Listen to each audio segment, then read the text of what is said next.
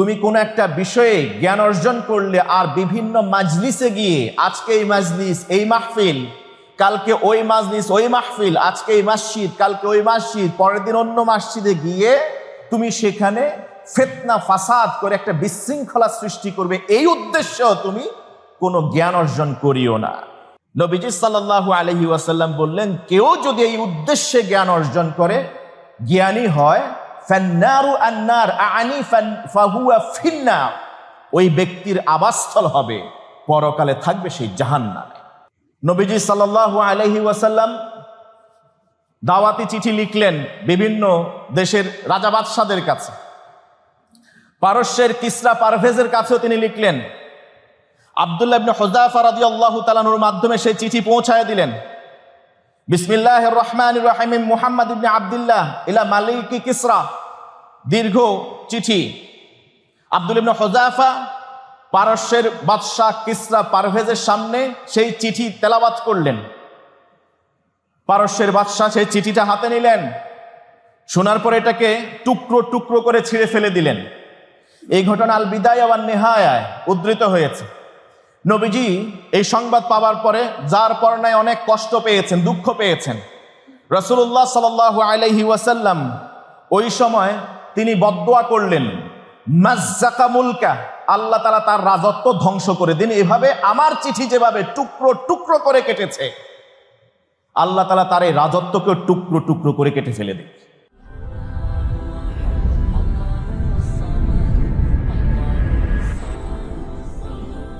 বিনয়ী মানুষ মহান আল্লাহ সুবহানাহু ওয়া তাআলার কাছে সবচেয়ে প্রিয়। আল্লাহ তাআলা সূরা ফুরকানে তার একনিষ্ঠ বান্দাদের যে তালিকা দিয়েছেন, সবার আগে বিনয়ীদের কথা উল্লেখ করেছেন আর বলেছেন, আউযু বিল্লাহি মিনাশ শাইতানির রাজীম, ওয়া ইবাদুর রাহমানিল্লাযীনা ইয়ামশুনা আলাল আরদি হাওনান ওয়া ইযা খাতাবাহুমুল জাহিলুনা ক্বালু সালামা। আল্লাহ তাআলার একনিষ্ঠ বান্দাদের মধ্য থেকে সর্বপ্রথমে তারা রয়েছেন যারা জমিনে বিনয় এবং নম্রতার মধ্য দিয়ে চলাফেরা করে।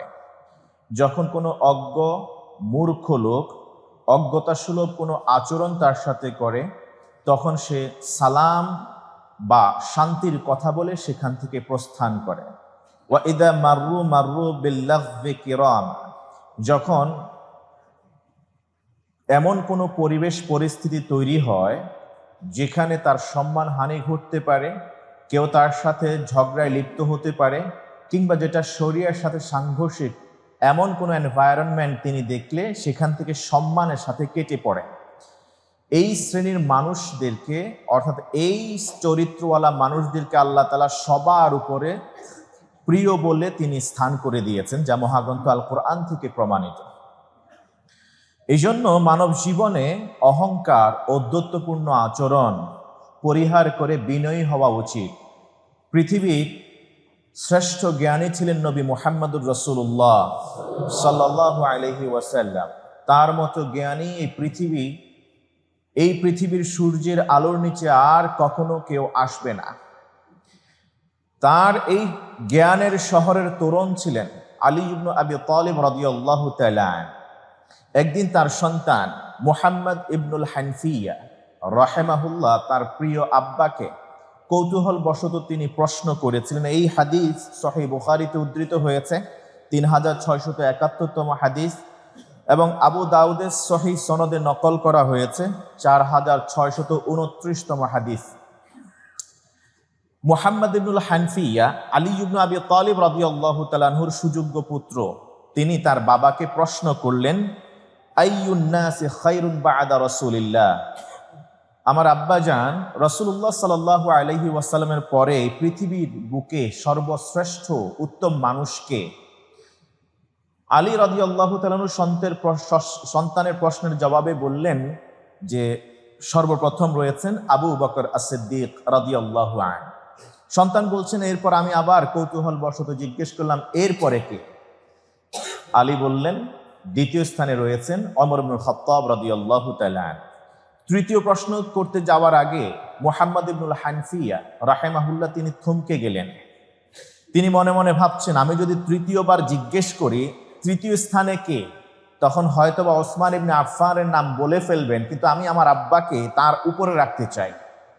কারণ নবীজি সাল্লাল্লাহু আলাইহি ওয়াসাল্লাম তার ব্যাপারে বলেছেন, আনা মাদিনাতুল ইলমি ওয়া আলিয়্যুন বাবুহা, আমি মদিনা জ্ঞানের শহর, আর সেই জ্ঞানের শহরের তোরণ হচ্ছে আলী ইবনে আবি তালিব রাদিয়াল্লাহু আনহু। সেজন্য মুহাম্মদ ইবনুল হানফিয়া রাহিমাহুল্লাহ তিনি তৃতীয় প্রশ্ন সরাসরি না করে এবার আর প্রশ্ন জিজ্ঞেস করেন নাই। এরপরে শ্রেষ্ঠ মানুষকে তিনি সাথে সাথে বললেন, ওয়া আনতা ইয়া আবাতি, আব্বা তাইলে আবু বকর ওমরের পরে শ্রেষ্ঠ মানুষ আল্লাহ রসুলের পরে আপনি। আলী ইবনে আবি তালিব রাদিয়াল্লাহু তাআলা আনহু সন্তানের এই কথা শুনে অবাক হলেন, অপছন্দ করলেন, এবং তিনি বললেন, মা আনা ইল্লা রাজুলুম মিনাল মুসলিমিন, ও আমার সন্তান তুমি যেটা ভাবছো সেটা নয়।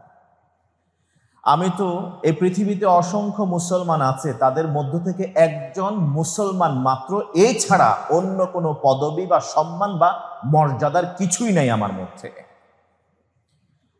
বিশ্বনবী সাল্লাল্লাহু আলাইহি ওয়াসাল্লাম যাকে জ্ঞানের তোরণ বলা হয়েছে, জ্ঞানের শহরের তোরণ, যে তোরণ দিয়ে না ঢুকলে সত্যিকার জ্ঞান অর্জন করা যাবে না, জ্ঞানী হওয়া যাবে না, সেই মানুষটা নিজেকে কতটা বিনয়ী, কতটা সহজ, কতটা সাধারণভাবে নিজের সন্তানের কাছে তুলে ধরেছে। বাবারা সবসময় চান সন্তানের কাছে আদর্শিক বাবা হতে, সন্তানের কাছে অনেক বড় হতে, বড় করে নিজেকে উপস্থাপন করতে। তখন তো মুহাম্মদ ইবনুল হানফিয়া ছাড়া আর কেউ তার আশেপাশে ছিলেন না। হাদিসের এবারতে যা বলছে, আলী রাদিয়াল্লাহু তাআলা আনহু সেই সময় সেটা স্বীকৃতি দিলে, অ্যাকনলেজ করলে কোনো সমস্যাও হতো না, কারণ তার পেছনে রেফারেন্স আছে, নবীজি তাকে এই সম্মানের খেতাব দিয়েছিলেন।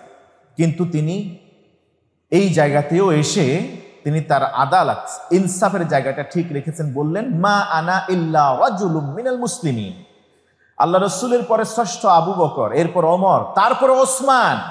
এটা নবীজি সাল্লাল্লাহু আলাইহি ওয়াসাল্লাম ক্যাটাগরি করে দিয়ে গেছেন। তুমি এখানে সিরিয়াল ব্রেক করছো কেন? আর আমার ব্যাপারে তুমি বলছো আমি শ্রেষ্ঠ মানুষ না, আমি অন্য মানুষের মতোই একজন মুসলমান, এছাড়া আর কোনো পরিচয় আমার নাই। সুবহানাল্লাহ।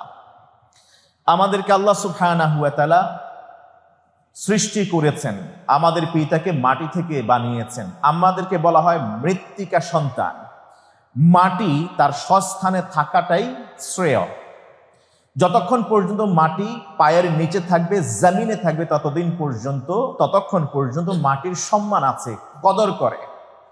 কিন্তু যখন স্বস্থান থেকে মাটি প্রস্থান করে, সরে আসে, ধুলো বালির সাথে মিশে যায়, উপরে উঠতে থাকে, তখন মানুষ সেটাকে বলা হয় পলিউটেড এয়ার, দূষিত আবহাওয়া। আবার যখন সেটা ধুলাবালি হয়ে মানুষের জামা কাপড়ে পড়ে সেই মাটি, তখন মানুষ এই ধুলাবালি মাটিকে জামা থেকে, তার ক্লদিংস থেকে পরিষ্কার করে ঝেড়ে ফেলে দেয়। শরীরে মুখে কোথাও যদি ধুলাবালি পড়ে থাকে, সেই ধুলাবালিকে পানি দিয়ে ধুয়ে ফেলে, কারণ ওইটা তার জায়গা নয়।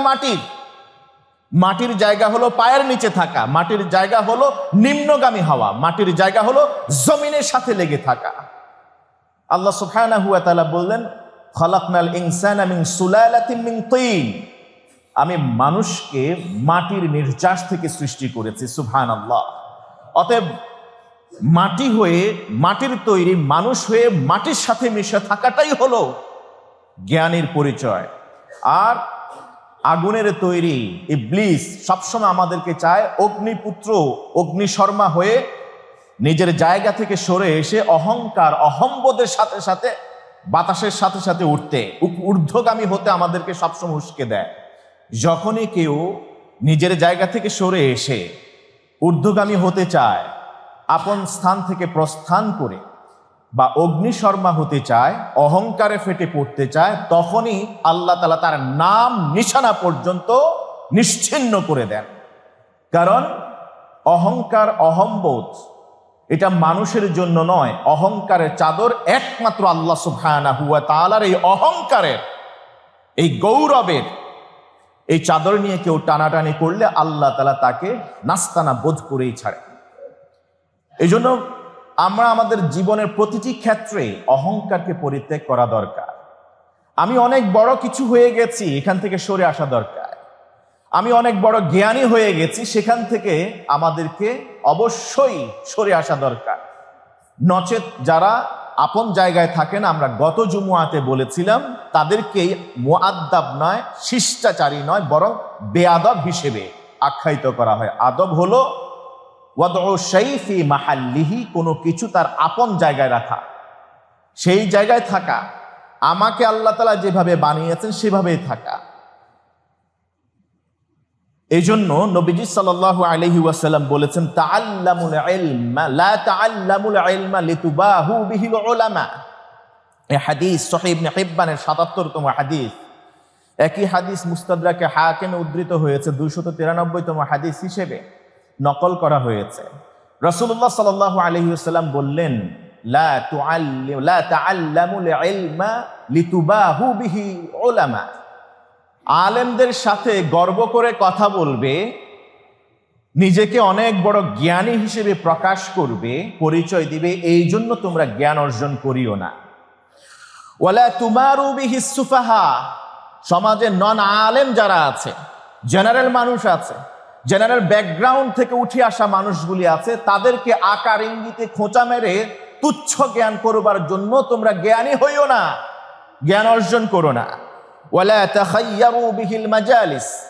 জ্ঞান অর্জনের উদ্দেশ্য যেন এটা না হয় তুমি কোন একটা বিষয়ে জ্ঞান অর্জন করলে আর বিভিন্ন মাজলিসে গিয়ে, আজকে এই মাজলিস এই মাহফিল, কালকে ওই মাজলিস ওই মাহফিল, আজকে এই মসজিদ কালকে ওই মসজিদ, পরের দিন অন্য মসজিদে গিয়ে তুমি সেখানে ফিতনা ফাসাদ করে একটা বিশৃঙ্খলা সৃষ্টি করবে, এই উদ্দেশ্য তুমি কোনো জ্ঞান অর্জন করিও না।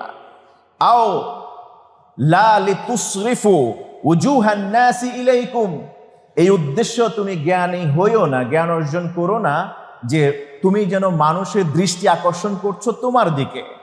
তোমার মনে মনে ইচ্ছা, আমি এমন কিছু কথা বলবো যার কারণে সবাই আমাকে ফলো করবে, সকলের চেহারা দৃষ্টিগুলি আমার দিকে নিবন্ধিত হবে, অর্থাৎ আমার ফলোয়ার এর ব্যাংক অনেক বেড়ে যাবে, আমাকে অনেক মানুষ বেশি কদর করবে, সম্মান করবে, আমাকে এই উপাধি দিবে, এই উদ্দেশ্য তুমি জ্ঞান অর্জন করিও না। ফামান ফাআলা যালিকা ফান্নারু আন-নার। হাদিস সহিহ। নবীজি সাল্লাল্লাহু আলাইহি ওয়াসাল্লাম বললেন, কেউ যদি এই উদ্দেশ্যে জ্ঞান অর্জন করে, জ্ঞানী হয়, ফান্নারু আন-নার আনি ফাহুয়া ফিন্নার, ওই ব্যক্তির আবাসস্থল হবে, পরকালে থাকবে সেই জাহান্নামে। আল্লাহ আমাদেরকে হেফাজত করুন। এই জন্য ইলম অর্জনের আগে আদব শিক্ষা করাটা জরুরি। প্রখ্যাত তাবেঈদের সর্দার বলা হয়, কেউ কেউ বলে থাকেন আব্দুল্লাহ ইবনুল মুবারক রাহিমাহুল্লাহ, তিনি বললেন যে তাআল্লামতুল আদাবা 30 সানাতান সুম্মা তাআল্লামতুল ইলমা 20 সানা। আমি প্রথমে 30 বছর টানা আদব বা শিষ্টাচারিতা শিখেছি, কিভাবে বিনয়ী হতে হয় সেটা শিখেছি, এরপরে 20 বছর আমি ইলম অর্জন করেছি। আগে আমি 30 বছর আদব শিখেছি, তারপরের 20 বছর আমি ইলম অর্জন করেছি। ইমাম মালিক রাহিমাহুল্লাহ তিনি বলতেন, তারতিবুল মাদারিক ওয়া তাকরিবুল মাসালিকে উদ্ধৃত হয়েছে ইমাম মালিক রাহিমাহুল্লাহর কওল, তিনি বলতেন, কানাত উম্মি তুআম্মিমুনি ওয়া তাকুল। আমার আম্মা যখন আমাকে আমার উস্তাদ রাবিআতুর রাইয়ের কাছে পাঠাতেন, তার আগে আমাকে সুন্দর করে পাগড়ি পরিয়ে দিতেন। পাগড়ি পড়াতে পড়াতে আমার আম্মা সুমিষ্ট ভাষায় সুস্পষ্ট করে আমাকে বলতেন যে, ইযহাব ইলা রাবিআতার রাই ফাতাআল্লাম মিন আদাবিহি ক্বাবলা ইলমি। তুমি তোমার উস্তাদ শিক্ষক রাবিআ আর রাইয়ের কাছে তুমি যাচ্ছ, তোমার প্রথম কাজ, আমি মা হয়ে তোমাকে উপদেশ দিচ্ছি, রাবিআ আর রাইয়ের যে আদব শিষ্টাচারিতা বিনয়বনতা, এত বড় শিক্ষক এত বড় আলেম হওয়ার পরেও উনার মাঝে যে কোনো অহংকার নাই, অহমিকা নাই, উনি যে এত বিনয়ী হয়েছে, আগে তার কাছ থেকে ইলম শেখার আগে বিনয়বনতা কিভাবে, এই কি বলা হয় চরিত্র অর্জন করতে হয়, এটা শিখো আগে, তারপরে জ্ঞান অর্জন করবে। আগে বিনয়ী হওয়া শিখো তার কাছ থেকে, তার আদবগুলি শেখো, তারপরে তার কাছ থেকে তুমি কিতাবী ইলমগুলি জানবে। শিক্ষকদেরকে সম্মান যে দেয় না, সে মূলত নবীজি মুহাম্মদুর রাসূলুল্লাহ সাল্লাল্লাহু আলাইহি ওয়াসাল্লামকে সম্মান দেয় না। কারণ শিক্ষকতা এমন এক পেশা, যে পেশায় নবীজি সাল্লাল্লাহু আলাইহি ওয়াসাল্লাম নিজেকে পরিচয় করিয়ে দিয়েছেন, বুইসতু মুআল্লিমান, আমি এই পৃথিবীবাসীর কাছে শিক্ষক স্বরূপ প্রেরিত হয়েছি। অতএব শিক্ষকতাই মহান পেশা, এটা প্রফেটিক প্রফেশন, নবীজির পেশা। নবীজি সাল্লাল্লাহু আলাইহি ওয়াসাল্লাম নিজেকে এই পেশায় পরিচিত করেছেন মানুষের কাছে। তিনি বলেছেন, আমি শিক্ষক হিসেবে প্রেরিত হয়েছি। অতএব যেই ব্যক্তি শিক্ষককে সম্মান করে না, শিক্ষককে মর্যাদা দেয় না, শিক্ষকের স্থান যার কাছে নাই, মনে রাখতে হবে প্রকারান্তরে সে আল্লাহর রাসূল, তিনিও তো শিক্ষক, তাকেও সম্মান করে না। আমি অবাক হয়েছি গত এক সপ্তাহে সামাজিক যোগাযোগ মাধ্যমে যখন চোখ পড়েছে মাঝে মধ্যে, তখন দেখেছি গত 9 জুলাই, এই কিছুদিন আগে 2026-এ চুয়াডাঙ্গায় স্কুল শিক্ষক, প্রধান শিক্ষিকা ছাত্রের অবাধ্যতার কারণে তাকে একটা চড় মেরেছিলেন। আর চড় মারার প্রতিশোধ হিসেবে সেই সন্তানের বাবা অফিসে অন্য সব শিক্ষকের সামনে প্রধান শিক্ষিকাকে বেধড়ক পিটিয়েছেন, চড় মেরেছিলেন। কেন? তার সন্তানকে, ছেলেকে চড় মারল। এই হলো বাবার শিক্ষা। সন্তানকে আদব শিক্ষা দেওয়ার জন্য, পাঞ্চুয়ালিটি শিখানোর জন্যে, সময়ানুবর্তিতার জ্ঞান দেওয়ার জন্যে, সন্তান প্রায় ক্লাসে লেটে আসে, এই জন্য তাকে চড় মারা হয়েছে। আর ঘটনা ঘটাইছে কি, বাবা গিয়ে যেভাবে চড় দিয়েছে প্রধান শিক্ষিকা, সেভাবেই প্রধান শিক্ষিকার গালে চড় মেরে দিয়েছে, তাও পুরো অফিসের, স্কুলের সব শিক্ষক, বাকি শিক্ষকদের সামনে।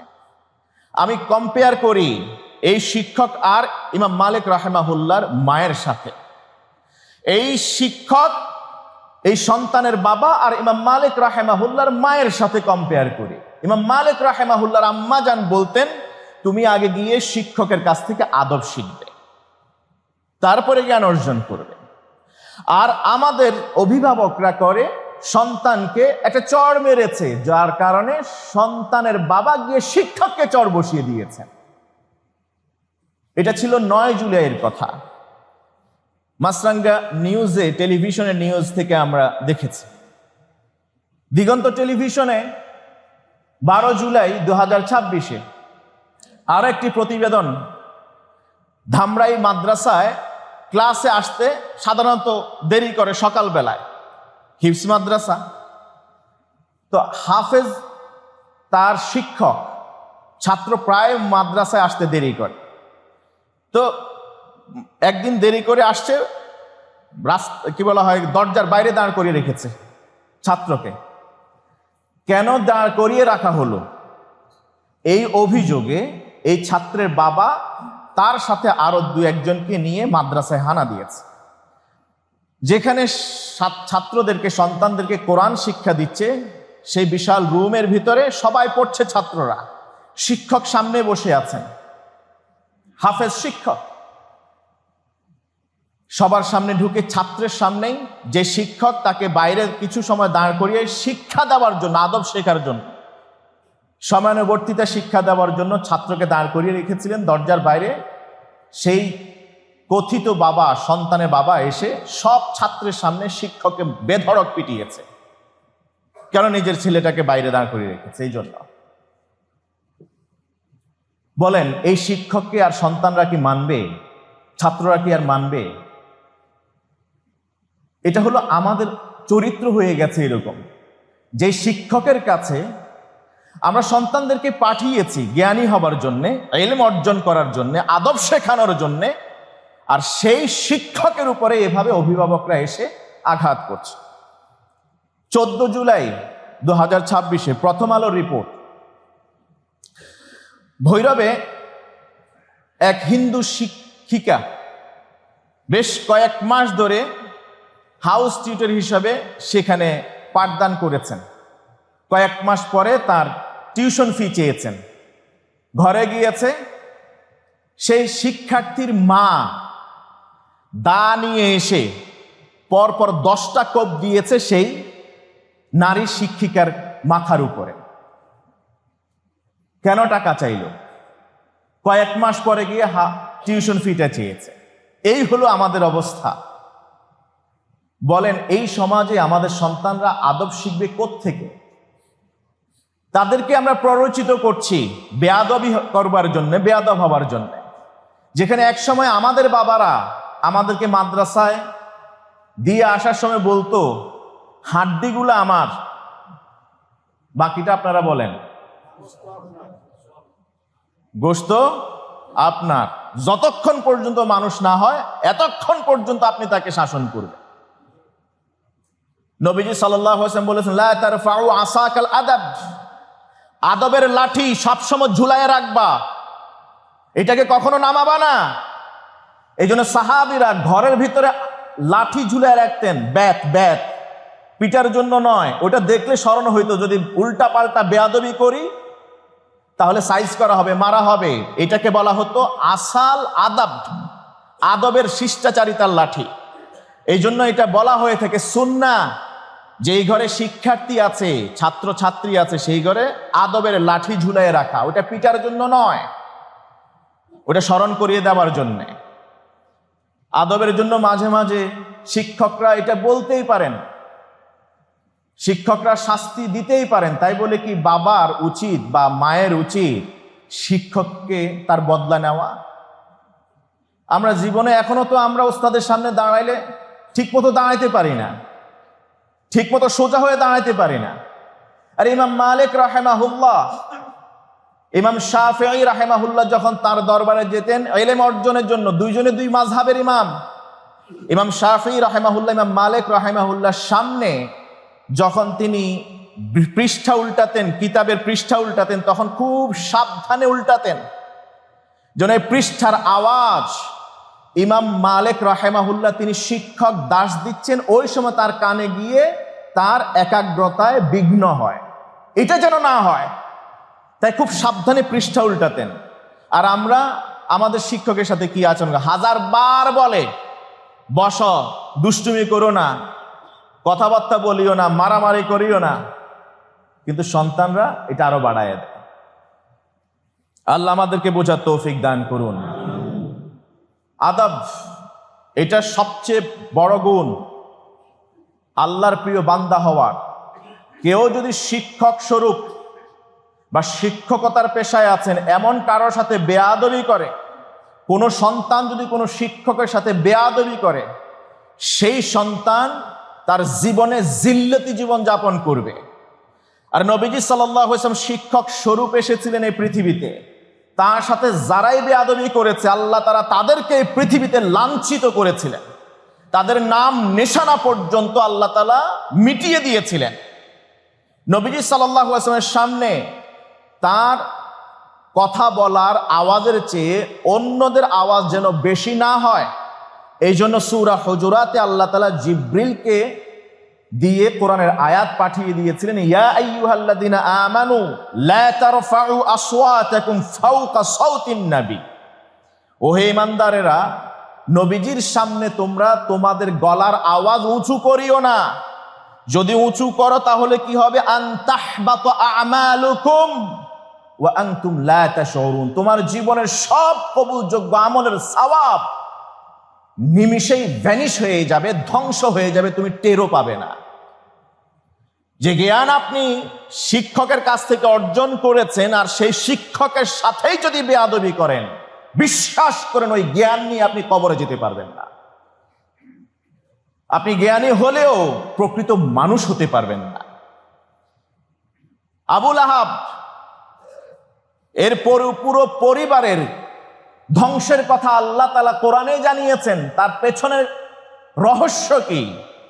শিক্ষক স্বরূপ নবীজি সাল্লাল্লাহু আলাইহি ওয়াসাল্লাম বললেন, কুলু লা ইলাহা ইল্লাল্লাহ তুফলিহুন। জাবাল আবি কুবাইস কিংবা সাফা পাহাড়ের পাদদেশে আল্লাহ রাসূল সবাইকে সমবেত করে আল্লাহর নির্দেশ পালন করতে গিয়ে বলেছিলেন, ইয়া আইয়ুহান নাস, ও ইউ হু পিপল, কুলু লা ইলাহা ইল্লাল্লাহ, তোমরা সবাই লা ইলাহা ইল্লাল্লাহ বলো, তার মর্মার্থ অনুধাবন করো, সে অনুযায়ী জীবন যাপন করো, তুফলিহুন, তাহলে দুনিয়া আখিরাতে তোমরা সফলকাম হবে।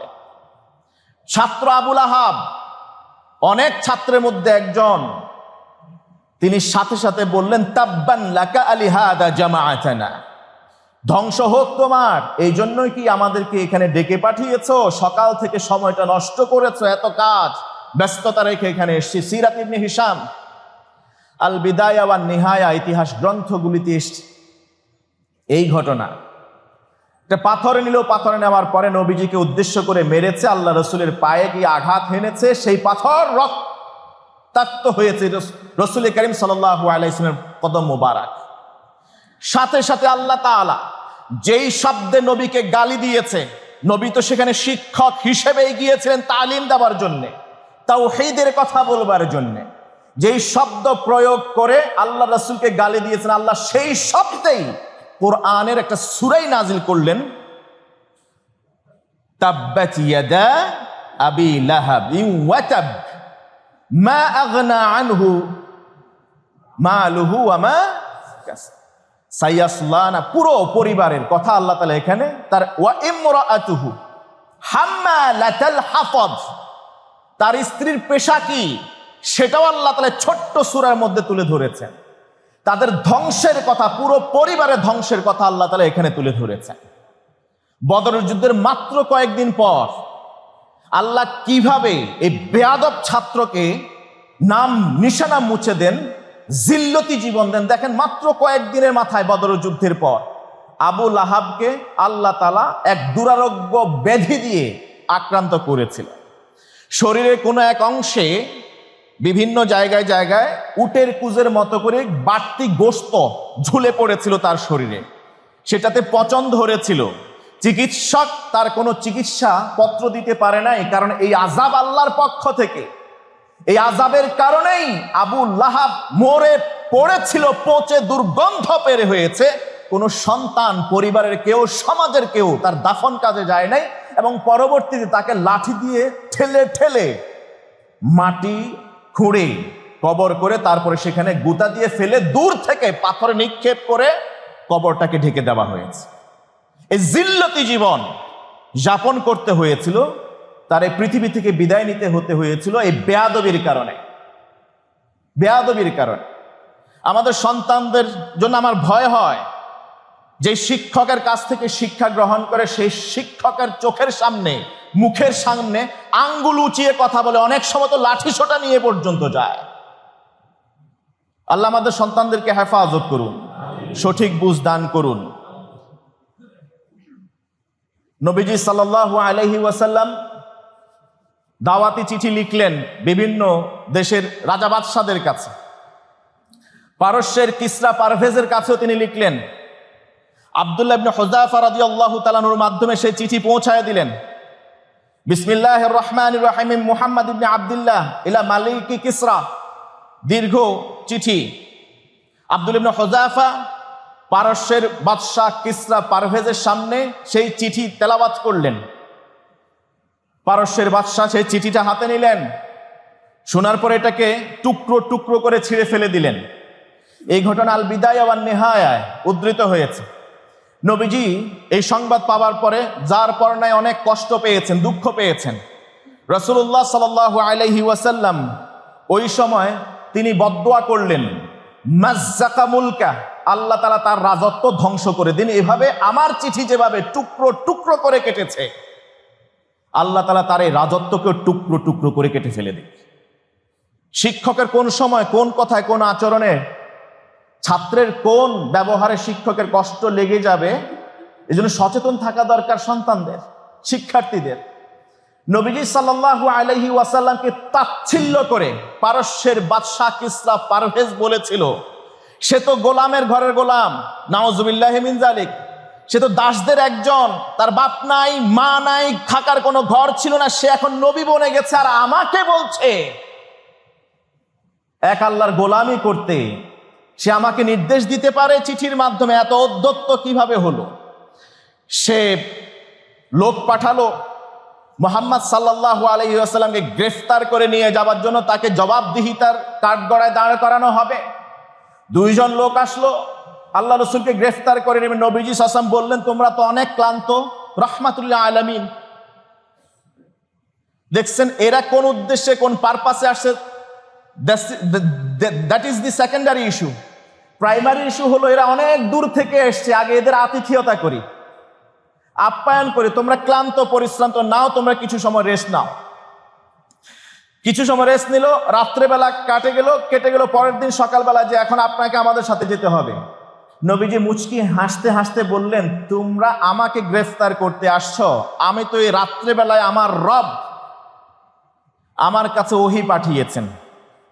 আল বিদায়া ওয়ান নিহায়া ইতিহাস গ্রন্থে স্বর্ণাক্ষরে খোদাই করে এই ঘটনা লেখা আছে। নবীজি সাল্লাল্লাহু আলাইহি ওয়াসাল্লাম বললেন, আল্লাহ তাআলা আমার কাছে রাতে এই মর্মে ওহীর মাধ্যমে জানিয়েছেন, ইন্নাল্লাহ আযজা ওয়া জাল কাদ সাল্লাতা আলা কিসরা ইবনাহু শিরাওয়াই। আল্লাহ তাআলা এই রাতেই বাদশাহ কিসরা পারভেজের সন্তান শিরাওয়াই তাকে তার উপরে চড়াও করে দিয়েছেন।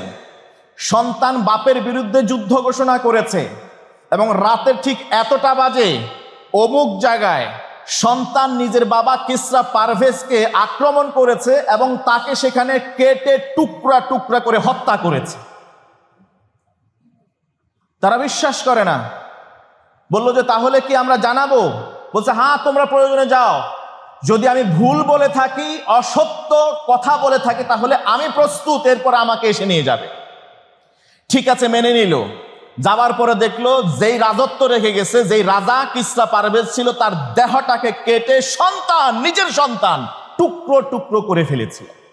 ইতিহাসবিদগণ বলছেন, বিশ্ব নবীকে তাকে কষ্ট দেওয়ার জন্য তাচ্ছিল্য করে যে বেয়াদবির প্রহসন করেছিল কিসরা পারভেজ, চিঠিটাকে টুকরো টুকরো করে ছিঁড়ে ফেলে দিয়েছিল, তার সন্তানকে দিয়ে আল্লাহ তাআলা সেই বেইজ্জতির বদলা আল্লাহ তাআলা নিয়েছিলেন। তার দেহটাকে কেটে টুকরো টুকরো করে ফেলে দেওয়া হয়েছে।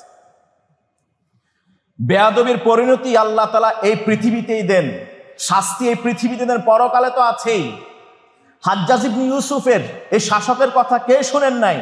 অনেক ভালো কাজ করেছে, আবার অনেক মন্দ কাজও সে করেছে।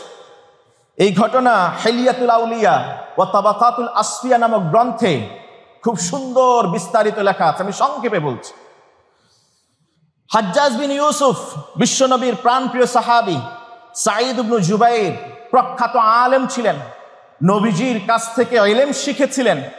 এমন একজন শিক্ষক, এমন একজন জ্ঞানী মানুষকে তার ব্যক্তিগত রেশের কারণে, শত্রুতার কারণে তাকে প্রথমে নির্বাসিত করেছে, পরবর্তীতে সেখান থেকে তাকে গ্রেফতার করেছে, গ্রেফতার করে নিয়ে আসছে এবং তার বিরুদ্ধে সেন্টেন্স টু ডেথ, মৃত্যুর ফরমানা জারি করেছে।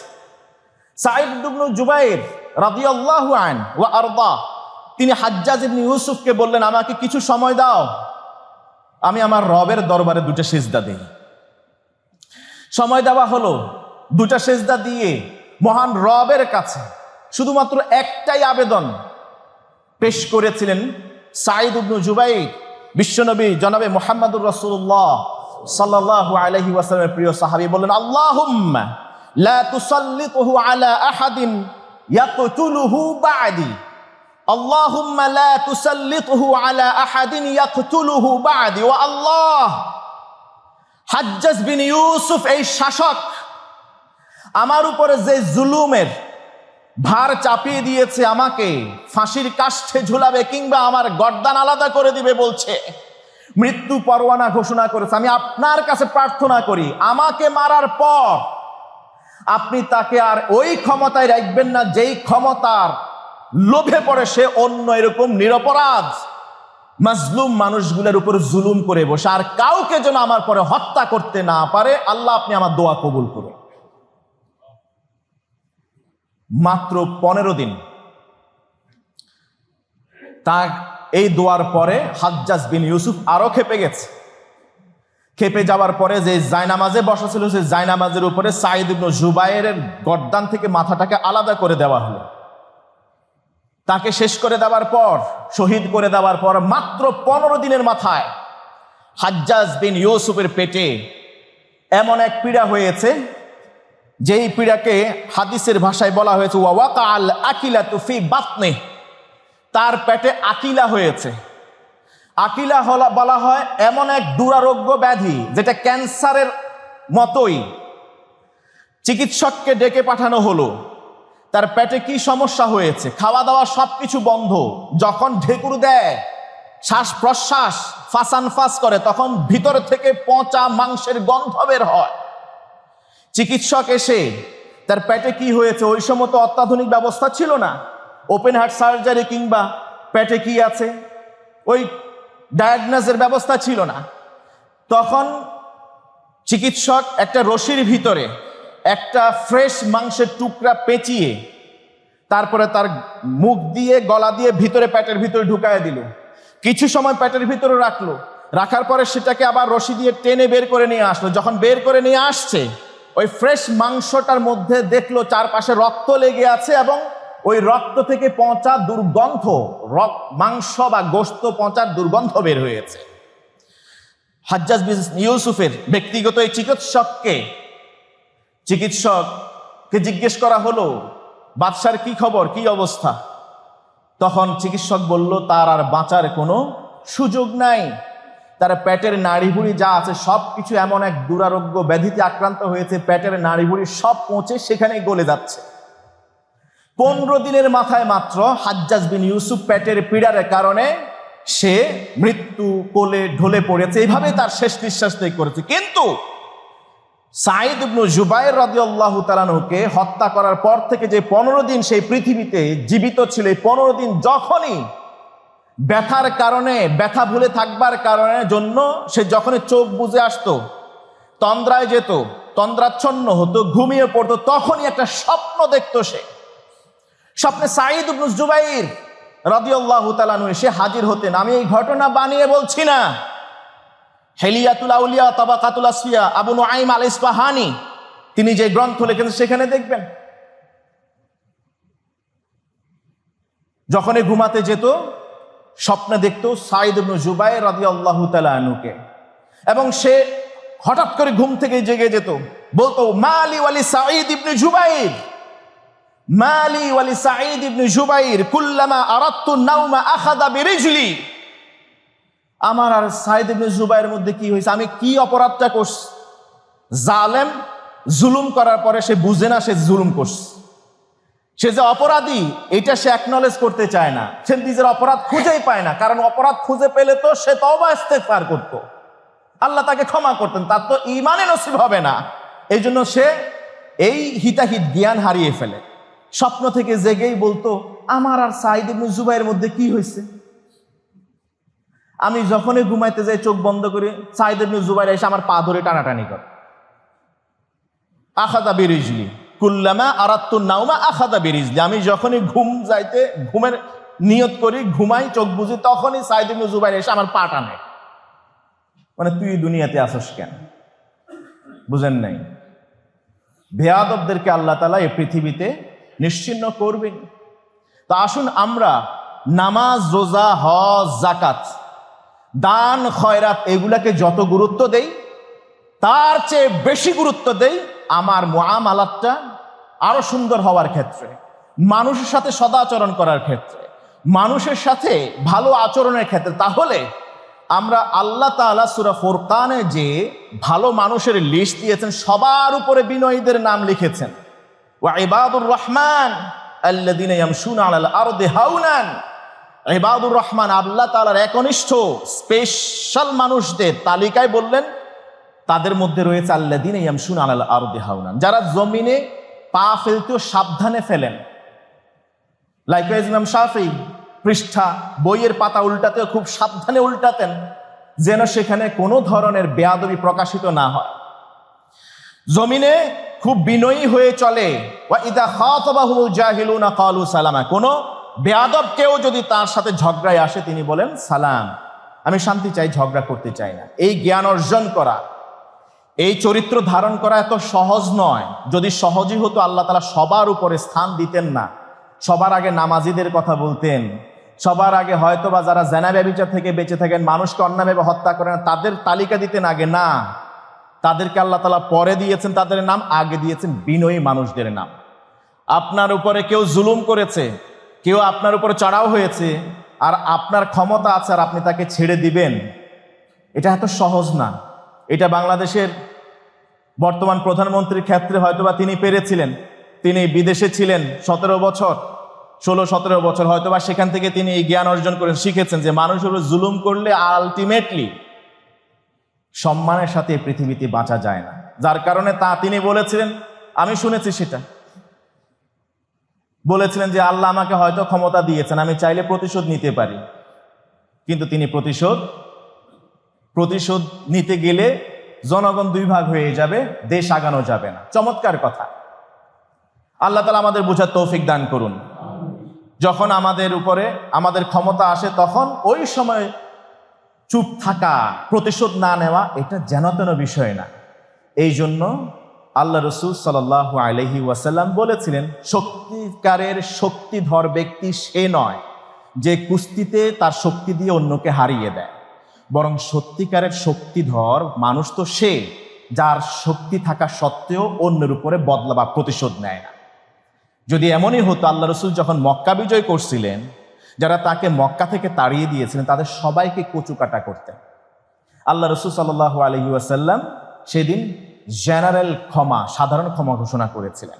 এটাই হলো আসল শক্তি, যার কারণে ওয়ারাআইতান নাসা ইয়াদখুলুনা ফি দীনিল্লাহি আফওয়াজা, সূরা নাসারে আল্লাহ তাআলা বললেন, দেখবেন মানুষরা দলে দলে ইসলামের সুশীতল ছায়াতলে আসবে। আসুন আমরা প্রত্যেকে বিনয়ী হই, অন্যের উপর জুলুম করা ছেড়ে দেই। আল্লাহ সুবহানাহু ওয়া তাআলা আমাদের তৌফিক দান করুন।